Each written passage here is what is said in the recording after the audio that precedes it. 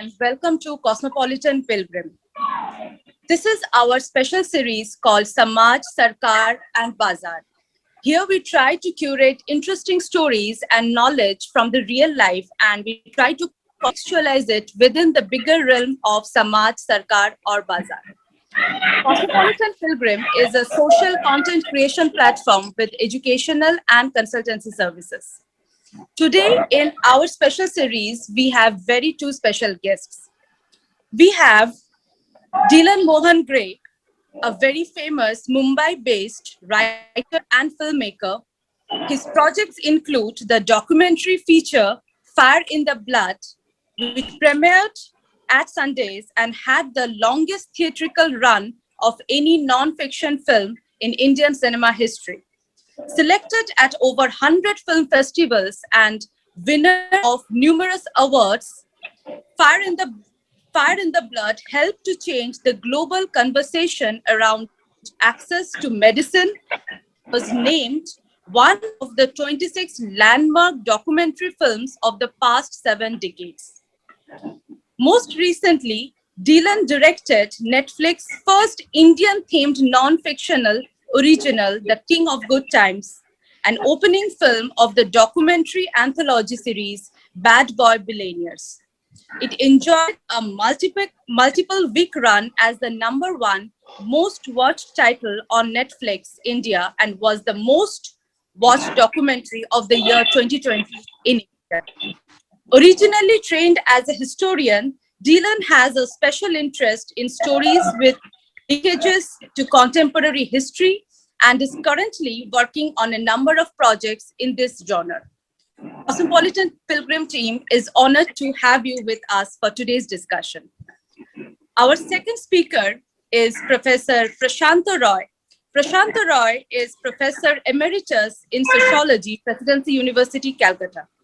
He was Professor and Head, Department of Political Science, Presidency College, Professor in Charge, Department of Sociology, Presidency College, Guest Faculty Member, Department of Sociology, Calcutta University, Member, Calcutta Research Group, and Member, Working Group on Undergraduate Colleges in India, National Knowledge Commission 2006, and Honorary Visiting Professor of Institute of Development Studies, Kolkata. His books include Conflict and the State, an exploration in the behavior of the post-colonial state in India, and Hoktaha, Everyday Life Pearls, Dilemmas and Contestations and Negotiations, which is co-edited with Professor Nandini Ghosh. Some of the most recent work is The Sociology of Greed, Runs and Ruins in Banking Crises. The topic of our today's discussion is pandemic and the elusive nature of human greed. Times of crisis are also times of corruption, bred by excessive avarice of, to begin with, men top positions in financial and state institutions. Bengal has encountered this couple of crises and corruption in times of 1943 Bengal famine. For more than 1 year, we have been experiencing this conjugation, multiple texts of political narratives of plunder and pauperization. Today with us, we have 2 such popular texts. First is a documentary by Dylan, Bad Boy Billionaires, and this is our famous book, The Sociology of Greed, Runs and Ruins in Banking Crises by Professor Prasanta Ray. Without wasting any more time, I'll go directly to our special speakers, and my first question is to Dylan Mohan Gray. Sir, Bad Boy Billionaire delineated the extravagant lifestyles of top industrialists. While you were documenting and assembling their lived realities, what do you think is the common underlying motivation behind such unabashed usurping of public money? Well, I think, if you're looking at the gentlemen, they're all men, of course, that were portrayed in Bad Boy Billionaires. The 4th film of the anthology is not yet released because it's tied up in legal issues, let's say. But I think, when the series was conceptualized, there were obviously common threads between the characters, and clearly there were other gentlemen, again all men, who were considered. The decision was to make an anthology of 4 films.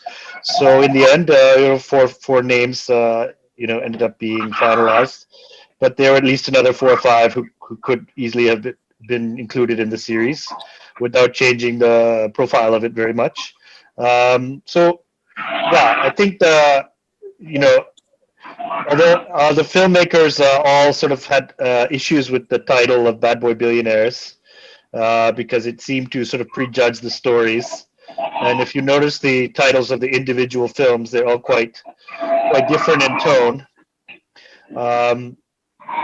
My film about Vijay Mallya was King of Good Times. The film about Prasanta Ray was The World's Largest Family, or The World's Biggest Family, I forget, etc. And Diamonds Aren't Forever, I think was the Nirav Modi thing. So, the titles were more neutral. However, I think what did sort of unify these stories is that a few things. First of all, that these became very celebrated cases in the media, in part because these gentlemen all craved the spotlight. In fact, I say the industrialists or the billionaires, the mega ultra rich who probably are more guilty of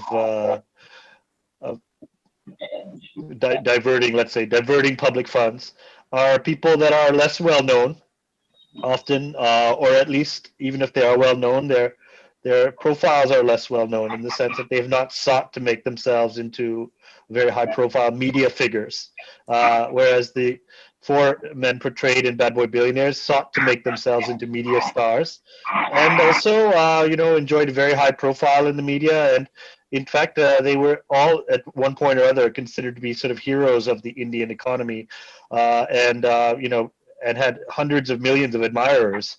I think you can say that without reservation. Just in India alone, I'm sure there were others outside of the country, but primarily in India, they all were at one point or other very popular, admired. Obviously, also the objects of great envy and media fascination, which in the end also contributed to their downfalls being perhaps greater than others who sort of, like Vijay Mallya's father, for example, sought to operate outside of the media spotlight and very much under the radar. Okay, let me come to Sir Prasanta Ray. Sir, your recent book deals with the sociological analysis of financial banking scams, particularly, and the idea of greed in general. We're intrigued to know more about the sociological context of financial scams. How do we contextualize it theoretically? But before I talk a bit theoretically, I would disclose that how my research began. See, between 1943 and 1959, a series of failures, bank failures, took place in Bengal. And as a result of that, a large number of ordinary depositors who were lured into saving in the banks, basically unsettled banks, through the promise of high interest and security of saving. And they actually were afraid that the banks would be shut down, and they ran for their money. And that is what is called a run, right? And then I became very curious. I was born in 1943, and I had in my family somebody whom I would call a victim of the bank failure. So I started looking for the victims, to know them by name, by identity, so that I could go over to them or their next generation to reconstruct the story of their misery. So my focus was entirely on the victims of bank failure, which ironically included the greedy persons themselves. I got some data, and based on archival work, But then I found that the archives were silent about the individual person's names, etc. So I moved over into a office in Kolkata, which is the record, but it refused to disclose the records because the cases were sub judice. That way, I failed to identify any of the individuals except one or two. Given this, I started looking at the context of the bank failure, probably what you have in mind, under what conditions the banks failed, and how to implicate greed into that kind of failure. Because otherwise, I can't talk about the victims of greed. Okay. See, given this brief introduction to an answer to your question, I found that it was in fact a malign conjunction of, say, a state which cooperates with the greedy persons or looks the other way when they plunder, or there were lapses in the regulatory mechanism, or it was bribed into such failure and by experts in leading or advising the greedy persons into making the plunder. And I found also that poor people had little everyday financial knowledge, right? Given these conditions, this what I call malign conjunction of factors, a failure of the bank became rather easy. I have found out that the basics of the story has been replicated all over the world. These are virtually the critical dimensions of bank failure. Maybe they have become little more sophisticated. Maybe they have become corporatized. But then otherwise, the storyline continues to be the same. That will be my accounting. But then I must go a little deeper, and you'll excuse me for that. The Indian culture, like any culture, teaches through the process of rearing up the young into both the culture of altruism and of selfishness. And it inspires individuals, growing up individuals, in becoming aspirants, in becoming achievement oriented. These very often slip into greed, or they snowball to greed if somehow the individual escapes the moral need. Once the moral need is breached, these individuals take a great part in, let us say, the acts of plundering. But then I'll take it to a third, deeper level. This propensity to greed, to avarice, I mean, greed not only about money, about power, about status, about sexuality, is actually common to all classes of people, more or less, right? Poor people also become greedy, but then very often that is the strategy of their survival because they don't have money at all. So there must be a class difference between rich people's greediness and the poor people's greediness. That way, the entire populace, the social membership, becomes more or less connected with indulgence in greed. I hope I have succeeded in explaining you. Yes, sir. Sir, I'll pick up the component where you were talking about our dialectical relationship with the concept of greed and how every culture reacts to it in a very different way. Sometimes we condemn it, but sometimes on us in some subconscious level of our mind, we also have this aspirational tendencies to be like someone who is already successful, no matter what is the way of getting that success. So in this context, my next question is to Dylan Mohan Gray, that is our relationship with success and specifically financial success is very complicated.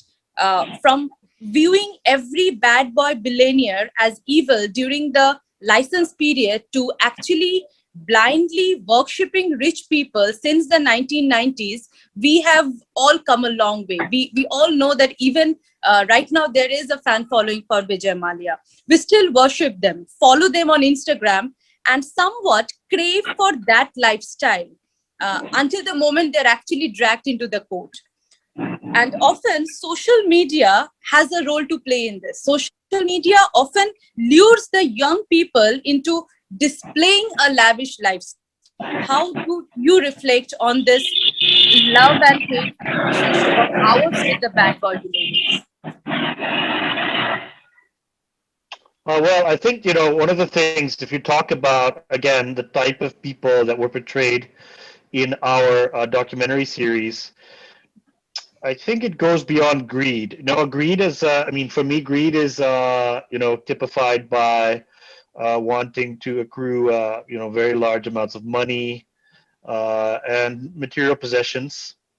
Whereas I think, with these individuals, of course, that was important, but I think what was more important was power, status, media profile, and they actively craved adulation, hero worship. So, I think it's interesting, because having spent about most of my life abroad, it's interesting that India has a reputation of being a sort of a nation or country of spirituality. But as somebody that's lived in many different countries and worked in many more, I actually think India is probably the most materialistic culture that I've experienced closely. And so there is a very much an aspirational aspect of being fascinated. I've heard many, not just either in discussions with individuals or just following the press. There is an adulation of billionaires. There is adulation of ostentatious wealth. There's a pride taken in the growing number of Indian billionaires, even though I think there's, if somebody like a Vijay Mallya gets apprehended and accused of fraud or having ill-gotten gains, I don't think anybody is really surprised by that. Even the people that were there, even the people that were his biggest sort of fans, I don't think they were completely naive for the most part to think that Indians become billionaires or anybody really. I mean, especially in countries like India, Russia, China, Pakistan, or various African countries like Nigeria, South Africa, South America. People become billionaires in these places through political connections, through partaking, splitting the proceeds of corruption. By and large, that is the perception, and I think that's quite true in Western countries as well, but it's particularly true in emerging markets, let's say. So, I think a lot of people are okay with that, actually. It's just that because of the way the media operates in India, suddenly Vijay Mallya becomes a public enemy number one because the media is more or less instructed to make him public enemy number one. I think if people had the facts of the allegations against him in detail, they probably would mostly just shrug it off. They would say, okay, this is how rich people operate in this country.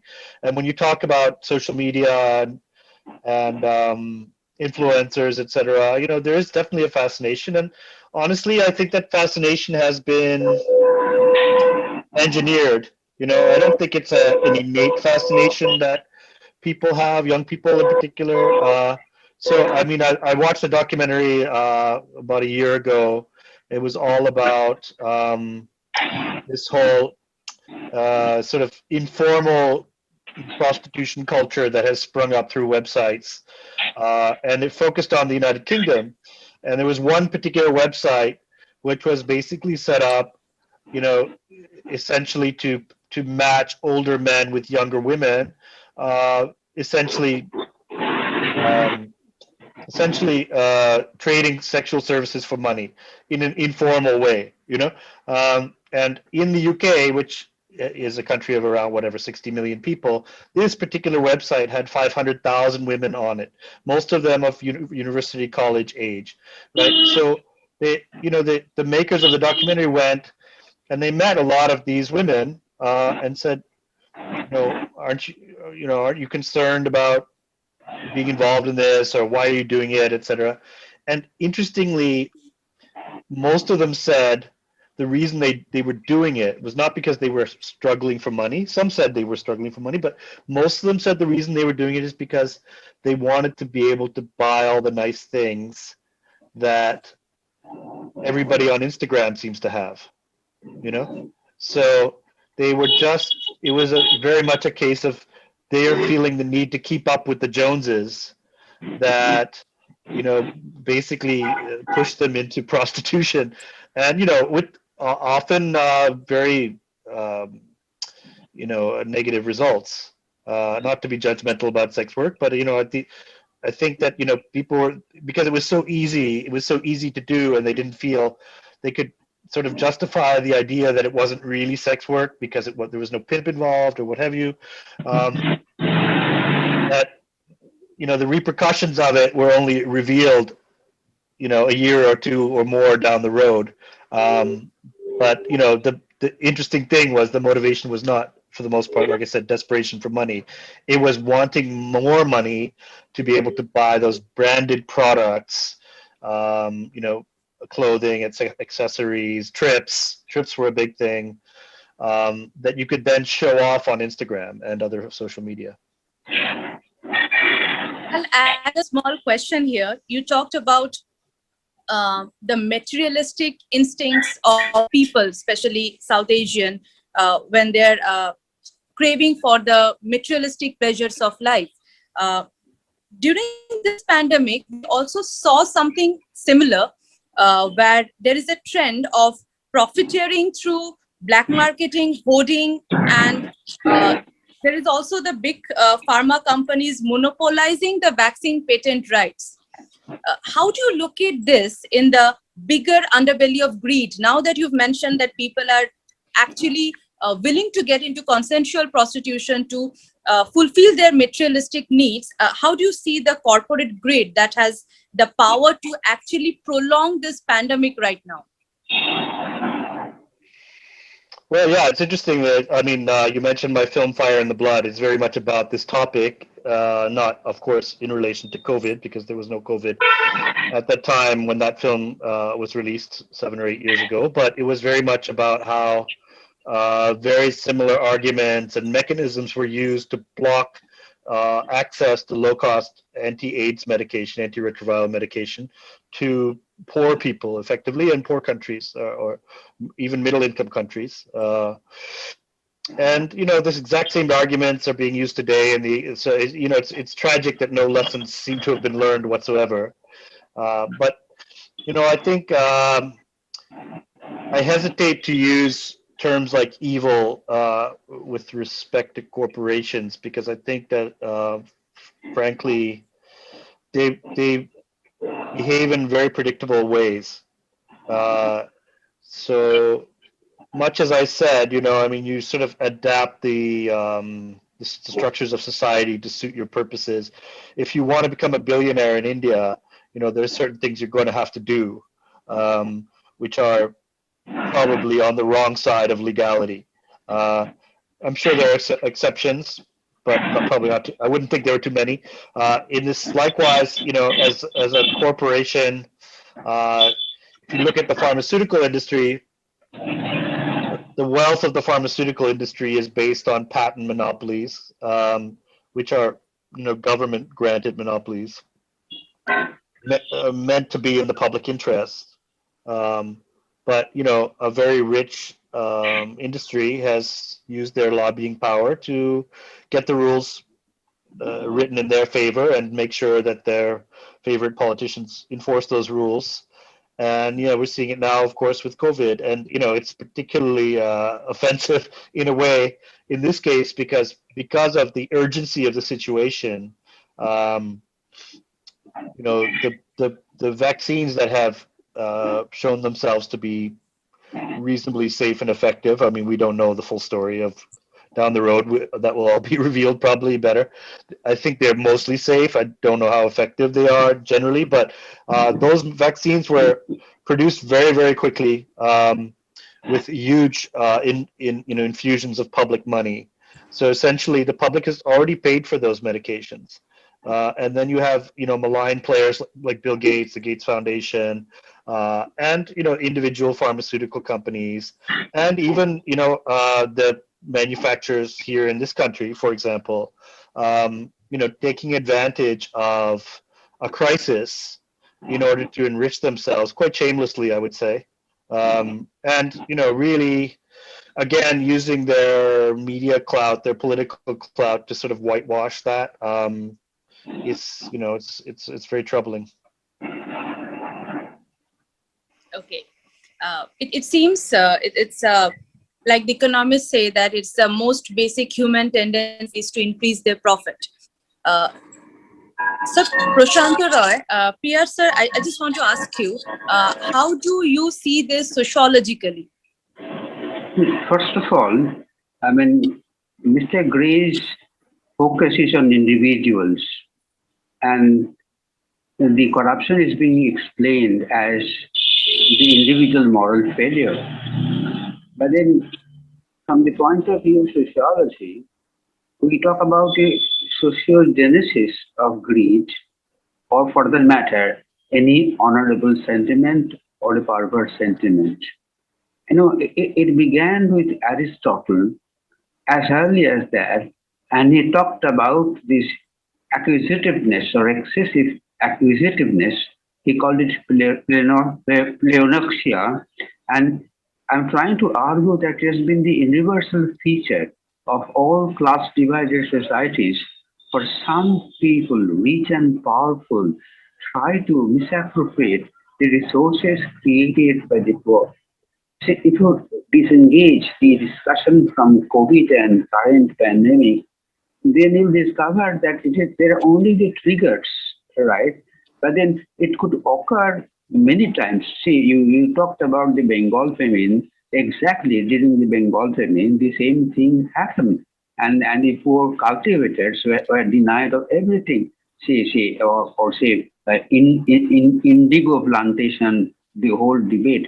It has been happening in history throughout, and for that, there are compulsions of economy and which is seized by some individuals, and while some individuals remain probably not so greedy or asymptotically greedy, or could be they are really altruistic. And the entire human civilization has this built in contradiction, and some individuals flourish on the strength of that, while the others probably remain rather a normal consuming individual without taking over what Aristotle Adam Smith called other people's money. See, this is actually the disease of all societies ridden by contradiction. And whatever regulatory device you manage to produce, you'll never prevent this particular thing, because you can reform an individual, but reforming a society requires a political project, and that political project has not been undertaken fully. One solution on thought would be socialism. The other solution, people think, is the Gandhian economy, right? And both the routes have been rejected in favor of capitalism. And to me, the four bad boys are only known, and we know the number four, but there can be 400, in fact, in all layers of society. So that way, the reasons must be traced to history, to society, to political, to economy, and the specifics of culture, rather than a corrupt individual. A corrupt individual is never born in a social vacuum, right? He has been reared into corruption. Maybe he has been tolerated. That's why probably he would grow up to be a still greedier person, showing once again what Aristotle called tyrannical graspingness, trying to get hold of anything valuable, anything scarce, money, honor, power, sexuality, any resource which is socially valued but rare. That way, in sociology, we look at corruption in this particular way. You can't prevent it. you can minimize it, right? If you have a really, really watchful society, for that you need an alternative leadership. Please remember, these four men were identified as corrupt men by people in India who share a radical position on social theory. They created the noise, compelling the government of India to trace them and to bring them back into India. So there are alternative conceptions of living, only sadly it has been sort of dismissed by four critical persons along with their accomplices. And their accomplices come from among the top politicians, lawyers, and corporate trained individuals. You have to look beyond the individual. It cannot be an anthropocentric explanation. It has to be a sociocentric explanation if we want to get at the root of the basic problem. Pandemic is just an incident. There can be another incident producing the same result. So, do you think there is somewhere another dialectical relationship between this individual and the society? Because sometimes our society gives us a context which is already riddled with lot of other parameters that automatically make us corrupt or make us greedy, the different sociological factors. But also there are a lot of individual efforts that are being done, right, staying within that context only. Like there are a lot of people who are now coming out and helping, especially people who are on Twitter, on social media, the civil society. So the individuals in the civil society, they are also coming out in this time of crisis and helping people. So maybe there is a relationship both with there's a connection between the society and the individual, and together there is a flow from both these sections. That would mean that we have a fractured moral community where you find volunteers, right, making sacrifices, right, and they are the altruistic people. And civilization has been a very curious balance between altruism and selfishness. So some individuals thrive in selfishness while others sort of restrain them or correct them by being altruism. And I think history will move along the path always unless and until you can morally transform all individuals. But that requires a political process, right? And that can produce its own corruption once again. And Soviet Union became corrupt, China has become corrupt, right? Recently India has become corrupt. So you should ask the question what is fundamentally wrong with human nature as nurtured in society. You are confronted with the culture of greed, but you have escaped being greedy, right? But there are others that embrace greediness as the way to life. So what makes the difference between two kinds of individuals? Where I introduce the word, the question of the moral need. Some of us submit to the moral need, right? Greed is a sin, and sin leads to death. But at the same time, you'll find in the same culture, my goddess Kali, I pray to you, make everything topsy-turvy so that I can plunder. Right? You know the Bengali version, elo velo kore dema lute pute khai. You'll find these contradictions, and I think as you turn to the ascetic societies, you both find the religious spirituality at the same time gross materialism, and the conflict is between them. So that way the dialectics will continue for all time to come. Absolutely, sir. I'll pick up the volunteer part from this conversation, and I have a question to Dylan Mohan Gray. Sir, on one hand, there are actors like Sonu Sood, the individual volunteer who is working relentlessly. Again, on another hand, we see some random member from the civil society or just an auto rickshaw driver who is trying to save lives with no resources or backup whatsoever, because they just want to help people around. And again, on another hand, we also see trends where some people are trying to make a quick buck when people are losing their lives. How to see the role of celebrities in times of crisis? Do you think the post-pandemic world structure calls for bigger engagement of celebrities and influencers in answering the question of social justice? Can you hear me okay? I changed my Yes, microphone. Okay, yeah. yes, sir.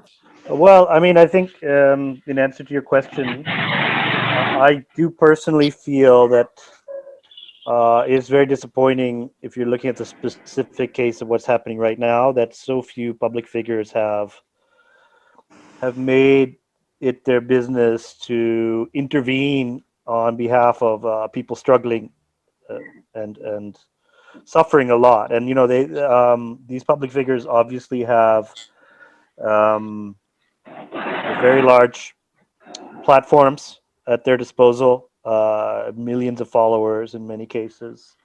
Uh, and it was very clear when they were sort of instructed to by authorities to post on social media about certain things, and in very recent past, they did so dutifully. But when the country is going through a cataclysm, very few have stepped forward, and that's really a shame. And those who have stepped forward often, is do it in a quite hypocritical way. I think that some people have been rather disappointed or disgusted by a very very wealthy individuals just calling on others to contribute when they have not shown any Exactly. inclination to contribute themselves, or setting up funds in their own name and saying contribute to our fund, and it'll Fundraisers. go to it'll go to other organizations when these are people of great means who have benefited from the patronage of the public. If you're talking about you know either people that buy tickets for their movies or their cricket matches, or buy the products that they endorse. um, so that's very disappointing, and it shows I think in a way, I mean, professor would know much better than me, but before I moved to India, I lived in Europe, and in Europe there's a very strong tradition by which public figures, in particular people of letters, let's say, whether it be academics, whether it be writers, but also musicians and visual artists, are expected to weigh in on issues uh, of public interest. They're expected to. If they don't, they're judged very harshly. Um, and you notice that. I mean, I always say you can tell a lot by a country by who they put on the money. Uh, Americans put presidents on the money. The British put the royal family on the money. Um, and in India, okay, it's a bit of an outlier because you have Mahatma Gandhi on all the money. But although the values of the country seem to be very far away from the person, it's just that he has a sort of reserved status on all of the money. But in Europe, what you find generally, and I have lots of criticisms of European society, but this is one thing I think is very positive. The people on the money tend to be scientists, artists, painters, classical musicians, poets. I mean, so that underlines the esteem with which the society holds those people. And they are expected, like I say, very, very much expected. And I would include sportsmen and actors in this as well. They are expected to speak up on issues of public importance. And somehow in India, I mean, at least if we're talking about the overall North Indian mainstream, because I think things are probably quite different in Bengal, and maybe quite different even in South India. But I'm talking from here in Mumbai. If you're talking about Bollywood, if you're talking about the Indian national cricket team and the big, the superstars, they've been very silent throughout this, and all kinds of other people. I know a lot of people in the film industry, obviously, because it's my industry. I see directors, I see producers, I see actors who are not very famous, who have definitely put themselves out there and definitely made great efforts, and they're going out and literally volunteering as well.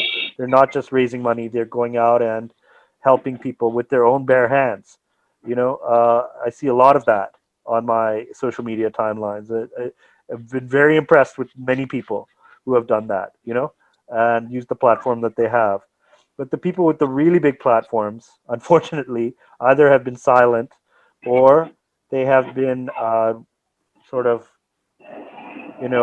destructive. I mean, we just saw Kangana Ranaut come out with, saying that she tested COVID positive, and it's the whole thing is a hoax. It's just another Yeah, minor flu, and this is just a conspiracy to defame the good name of India, etc. I mean, that is a very irresponsible. very irresponsible, potentially destructive type of influencing to do. So yeah, it's been disappointing, and I hope that. Well, first of all, I definitely hope that when we get through this, that people remember who it was that stood up for the population of the country. And I also hope that people will reflect, and maybe I think there are a lot of people that are afraid because of the power of the regime. There are a lot of people that are afraid to even say things like to even acknowledge that there is a crisis in the country, which is crazy considering it's front page news of every newspaper in the world. You know, there's a cataclysm happening in India. Front page news, lead story on every radio, TV broadcast in the world, except here. I mean, so acknowledging it is not a big deal, but that puts you at odds with the regime, and I think a lot of people are afraid to be the first one or among the first sort of cadre of people to do that. So it shows the levels of fear as well. I mean, it's easy to judge others, but I think it also demonstrates how, and the people. If you saw somebody like Rihanna, who put a very innocuous tweet up saying, why aren't we hearing more about this? And Farmer the protests. viciousness with which she was attacked, by the online troll community, by with death threats, etc., for something that innocuous. I mean, so people take note of that, and they're fearful. And a tiger is never more dangerous than when he's wounded. So the fear grows, despite the perceived loss of power is actually means that the propensity for violence, propensity for radical action actually becomes greater. Now that you have mentioned that there is a basic structural flaw in the macro level, I'm coming to my second question. My second question to you is, it is argued that the pandemic has exposed the neoliberalism's failure to provide an adequate response to the twin problem of health and economic crisis. Here can be no return to normalcy after the pandemic because normality has been the problem, like you mentioned.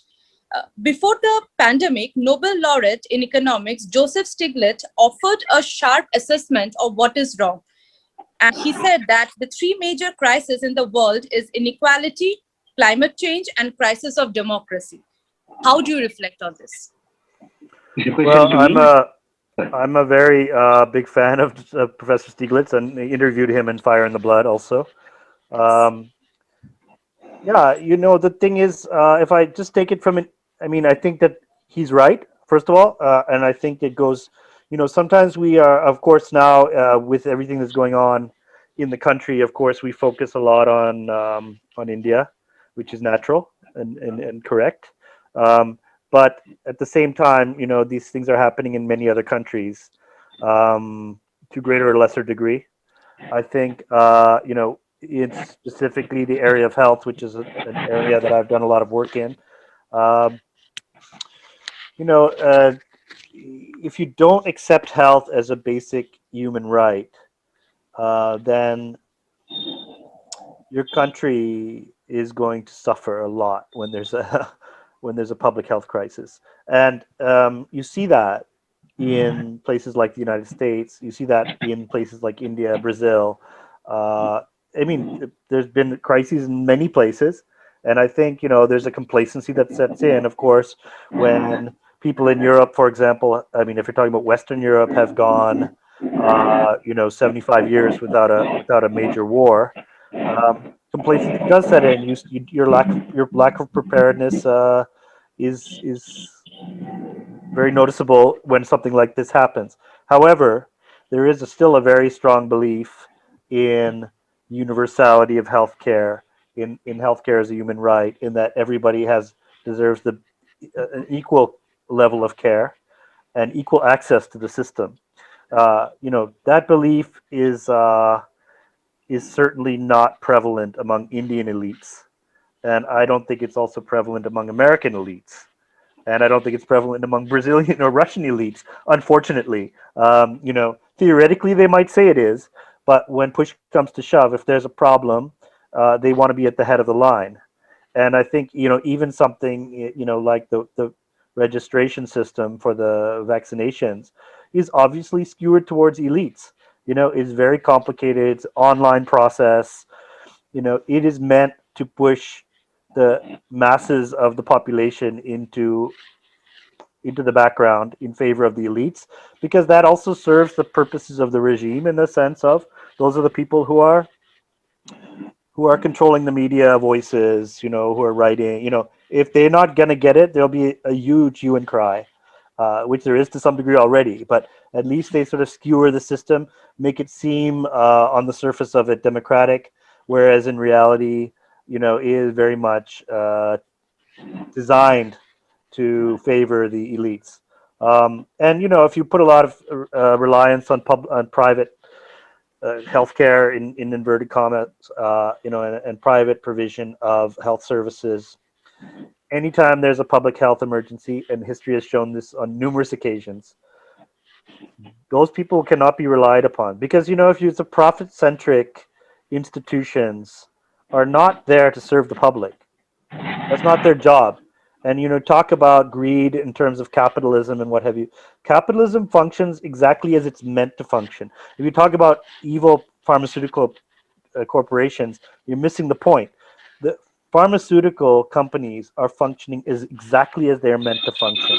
They maximize profit, and they minimize concern for public interest and for human suffering, because that's their job.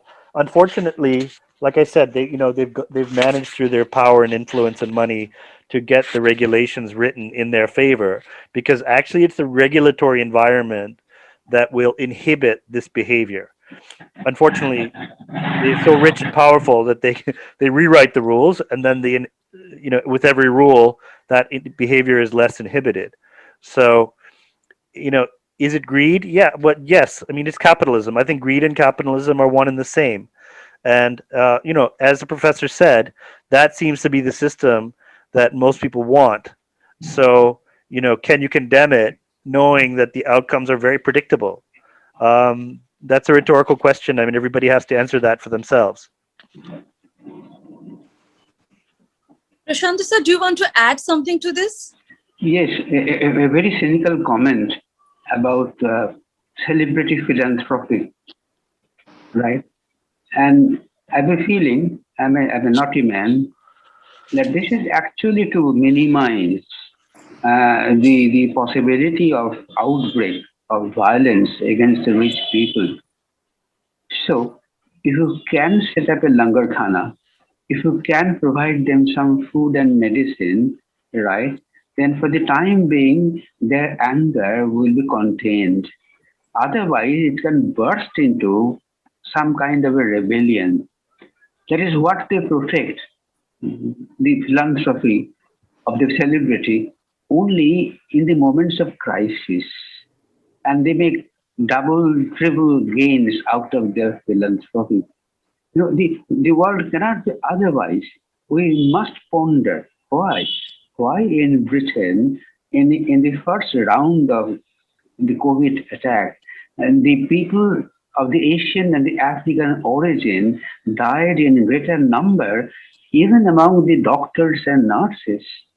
There are questions of races. I mean, all the axes of inequalities are actually become exposed in times of crisis.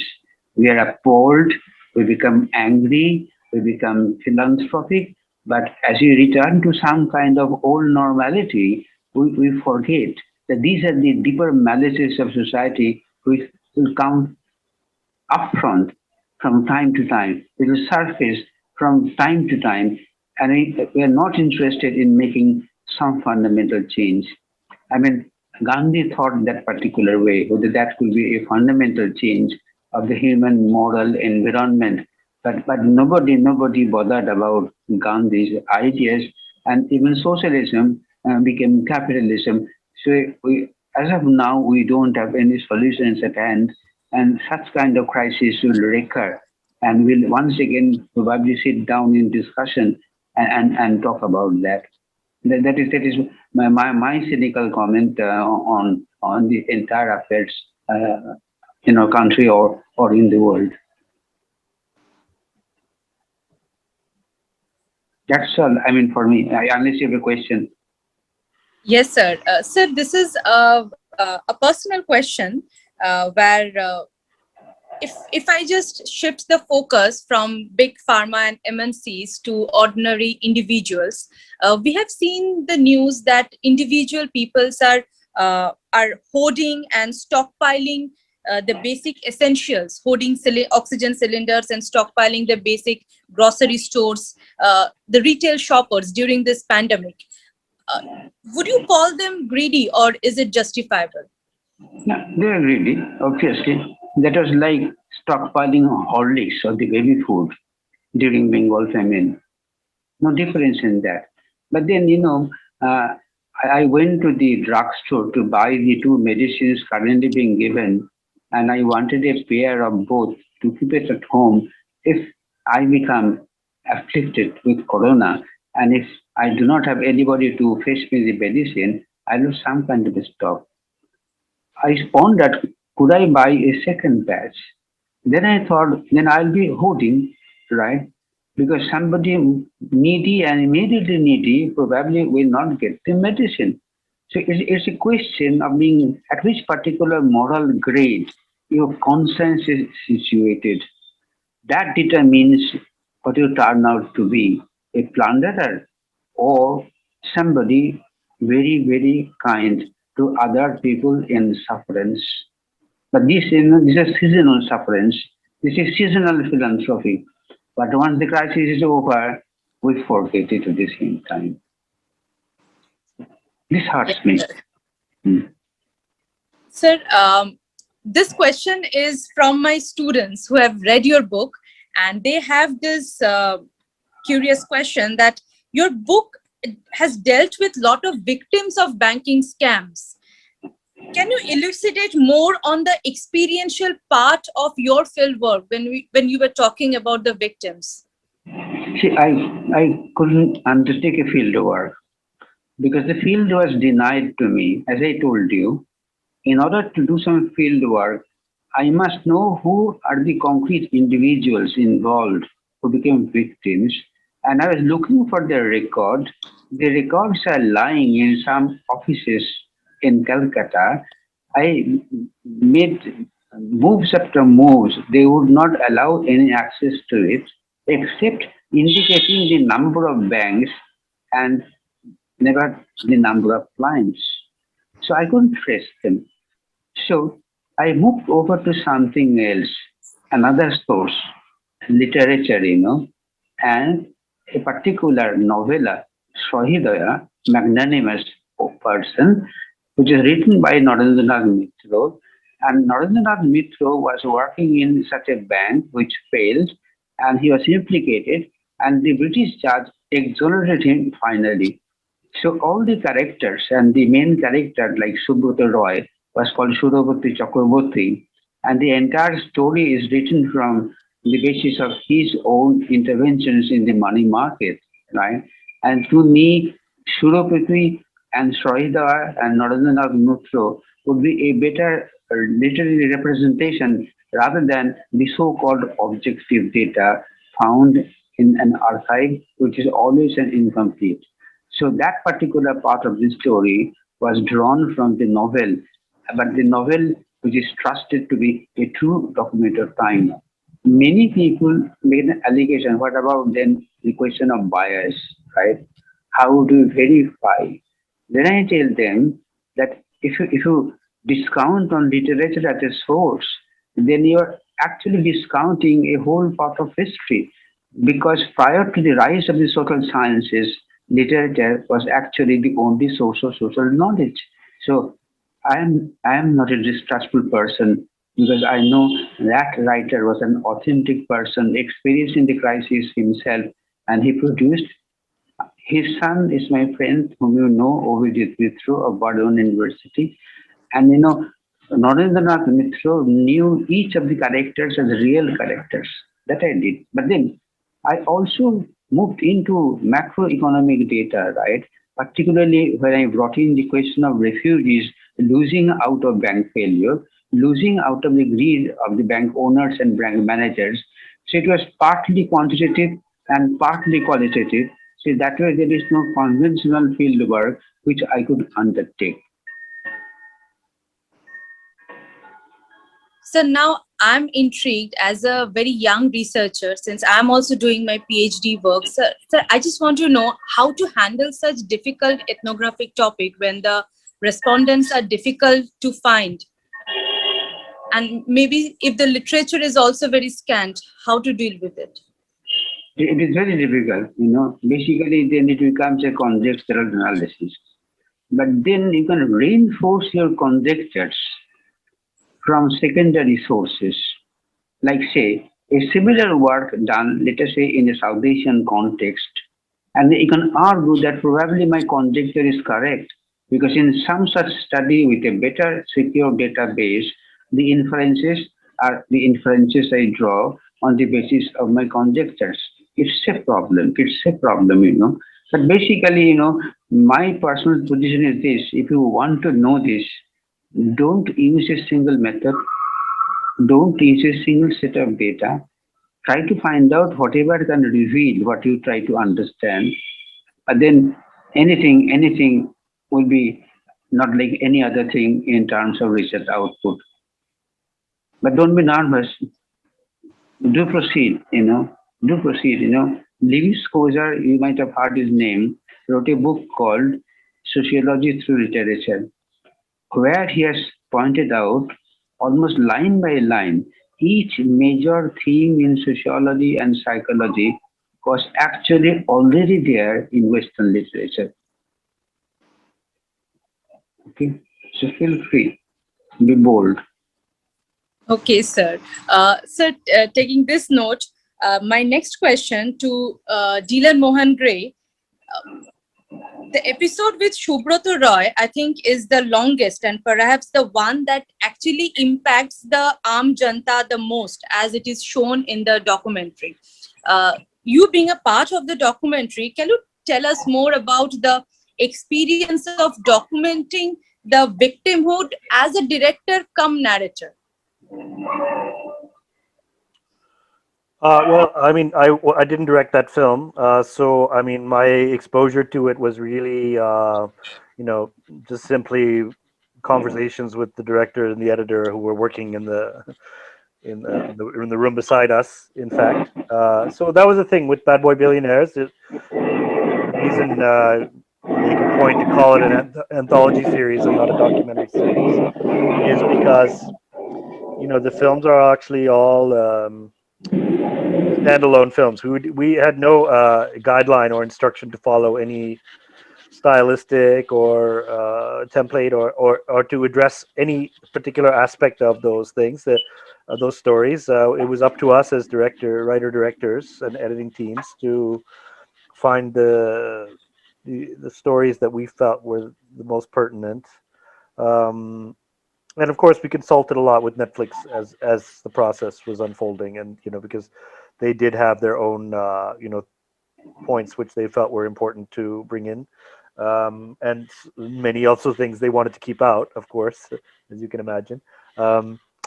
So I think in terms of victimhood, I think there were a lot of controversies relating to the fact that maybe there was a lot of whitewashing over the dark sides of the real event.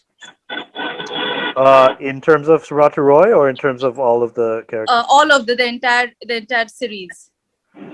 Um, Well, I think I can tell you the criticism that I received. I think that there were, and all of it was very predictable. I have to say, um, in terms of the Malia story, we got a lot of criticism for not including um, more about his political career.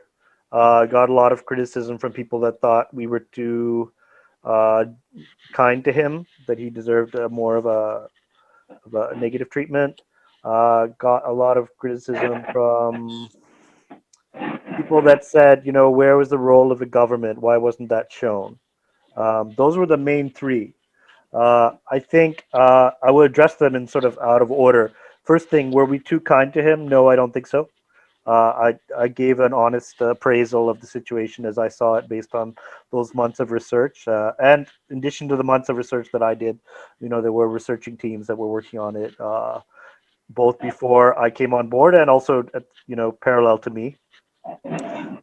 And in terms of, you know, why we didn't cover his political career more, I wanted to. It was very important to me, but that was rejected from the platform. Platform didn't feel that the global audience would be that interested in it because they didn't feel it paid off. And thirdly, why was the role of the government not highlighted? And I will reserve comment on that, but I think you probably know why. Uh, Yeah. so um, so yeah, that's those were the main criticisms by, and I think in terms of victims, in the sense of I think that the people in the Malia story, and I think similar to Sabrata Roy, uh, the it is different in the Nirav Modi story because I think the victims in the Nirav Modi story were perceived more to be the Indian taxpayer, um, whereas the victim in the Malia story that people had most sympathy for were the employees of Kingfisher Airlines and their families, and in the Sabrata Roy story, of course, were the you know the very small shareholders in the chit scheme that they ran who had very little disposable income and put their faith in Sahara. And I think that people felt that they were the main victims of his activities. Whether you see it as a scam or not. So in the case of the Malia film, we did have I think some very eloquent voices from the ranks of the Kingfisher Airlines employees, and they were also voices that were very much leaders of that group. So we didn't cherry pick people. I mean, we actually basically gave a platform to the individuals who were elevated by the former airline employees of Kingfisher Airlines to be their spokespeople, and I think both of them were very strong and persuasive and eloquent, and I think people really they really brought it down to human level in terms of what it meant for their families and their careers and their lives, what happened by virtue of the fact that they were asked to do a lot of things which were considered to be unprofessional in the airline business, and also, of course, that they worked for a very long time and were not paid for their work. Although I will add, that the problem in many ways is that in India it's not illegal not pay your employees, and that's why somebody like Vijay Mallya, made sure he paid all his employees in every other country, UK, UAE, Singapore, US. Those employees were all paid because the laws in those countries are very strict about the requirement to pay your employees. So is it is Vijay Mallya a bad guy for not paying his employees? Definitely. Uh, is the law stacked in favor of people who don't pay their employees? Definitely. And I personally work in an industry where people are every single person in the film industry has had their arrears not paid in the last 1 or 2 years. Every single person, some people have really suffered from that. Other people like me have maybe got off a little bit easier. But it is absolutely typical behavior in our industry, and it shouldn't be that way. And then you have jet airlines, and you have lots of other examples of where people, and even, thinking about during the height of this pandemic, and, I have personally a lot of friends who are frontline healthcare workers, and, seeing their salary cut in half by governments, at the height of the COVID pandemic when they were working 20, 22-hour days. I mean, is that moral behavior? I don't think so. Now that we are Politicians almost, also weren't covered, by the way, no politicians' salaries were cut, as far as I yeah, know. Maybe there were, I'm not aware of it. So, I mean, is the height of revolting behavior that, politicians who are not even sitting, do not take pay cuts, but they're expecting, the healthcare workers who are basically like saving lives that would otherwise be lost, and working double, triple shifts, that they are asked to take a 50% pay cut.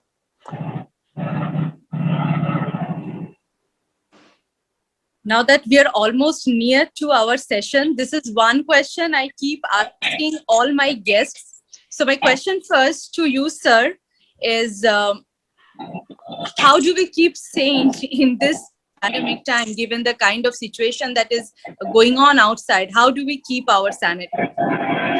How do I keep myself? What is your question? So how do we keep ourselves sane in this turbulent times, in this risk society, if I may quote Ulrich Beck?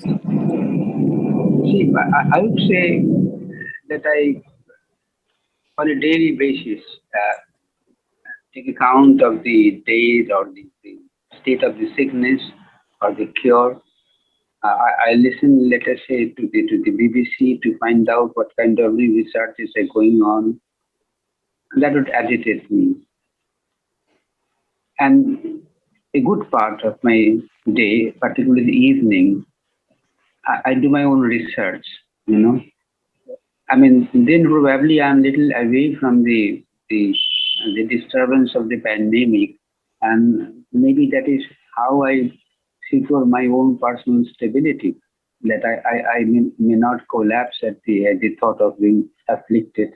At the same time, I can keep on working, knowing fully well that whether I can complete my current project, whether I can write a second line next tomorrow morning.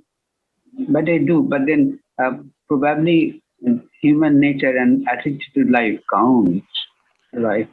And that is how I sustain myself and keep on working the kind of work I want to do. What about you, Dylan? How do you keep yourself humored? Human. How do I keep myself? How do I keep myself humored? Well, I try to, to talk to friends and my son. My son is currently in the UK, so I talk to him, at least once a day for quite a while, and listen to everything that's going on with him, and that makes me happy because things are relatively normal there. So at least he can do things that he wouldn't be able to do if he were still here in Bombay. And then I try to watch things that are a bit escapist at times. It's hard, I don't want to fully escape because I know a lot of people who are going through really terrible things, and the country, lots of people I don't know also going through terrible things, and you don't want to completely check out from that. So you try to also be part of the solution in some small way, and exercise and meditation, and enjoy little things like having. I mean, I have a roof that I like to sit on and have a coffee and just look out at the sea, and it's little things like that. You just have to sort of keep from allowing yourself to be overwhelmed by things because it doesn't really help. It doesn't really help anybody, so that's the thing. I think if you're I mean, I don't know, what the future holds, how long this will go on. It's frustrating. I say one of the most frustrating things here, and I don't know how it is in Calcutta, but in Mumbai, when I do have to go out for, I went out the other day to get vaccinated, I might have to go for some medical appointment or something, or down to the shop, to buy a food. I notice a lot of people are sort of disregarding the lockdown. They're not wearing masks. If they're wearing them, they're wearing under their chins. And I just have to wonder, and it's not a question of blaming people. I think a big part of it is a lack of leadership. Where we've had so many months of leadership not communicating with the public, no press conferences, no daily briefings, no indication that this pandemic was really serious. Having all those campaign rallies, of course, and the Kumbh Mela and everything. That people get those messages, and it's like, okay, it's not really that serious. It's just a media thing. But given everything that's going on, it's very disturbing. That that India has more cases than the entire rest of the world combined at this point in time, and even just a sheer empathy from people whose livelihoods are at grave risk right now. We'd like to get through this current situation as quickly as possible.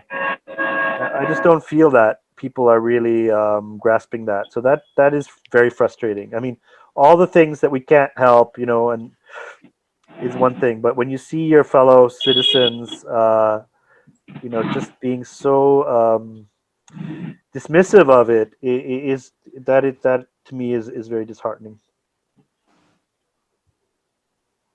Thank you so much to our esteemed speakers for today's session. I'm sure this enlightened session actually helped us bettering our understanding about Samaj, Sarkar, and Bazaar. Thank you so much.